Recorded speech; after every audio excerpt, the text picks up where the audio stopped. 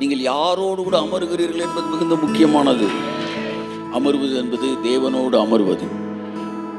ஆமான் அகாஸ்வேரு கூட என்ன செய்தான்? ஆமான் தானே என் பேரு. அகாஸ்வேரு கூட குடிக்கும்படி உட்கார்ந்தான். பைபிள் சொல்லுது, அகாஸ்வேரும் ஆமானும் குடிக்கும்படி உட்கார்ந்தார்கள். சூசான் நகரம் கலங்கியது. ஒரு எதிரி ஒரு ராஜாவும் உட்காரும்போது ஒரு நாடே கலங்குச்சான். நான் சொல்றேன், ஒரு சிநேகிதனும் ஒரு ராஜாதி ராஜாவும் அமரும்போது அந்த அமர்வு ஒரு நாட்டை கலக்கக்கூடியதாக இருந்தது. 120 தேசங்களுக்கு மேலாக ஆண்டு கொண்டிருந்தான் அகாஸ்வேரு. இந்தியாவின் மீது படையெடுத்து வந்து இந்தியாவை பிடித்தவர்களில் அகாஸ்வேரும் ஒருவன்.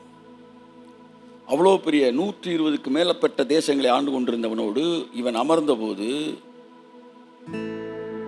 அந்த 128 தேசங்களில் ஒரு பெரிய அதிர்வு உண்டானது. ஒருவேளை நீங்கள் ஒரு சிஎம்மோடு அமர்வீர்கள் என்றால், நீங்கள் அவரை இன்ஃப்ளூயன்ஸ் பண்ண முடியும் என்றால், தமிழ்நாடு உங்கள் அமர்வினால் அதிரும் என்று சொல்லுகிறேன். உங்கள் ஆலோசனைகள் தேசத்தின் சட்டங்களாய் மாறும்.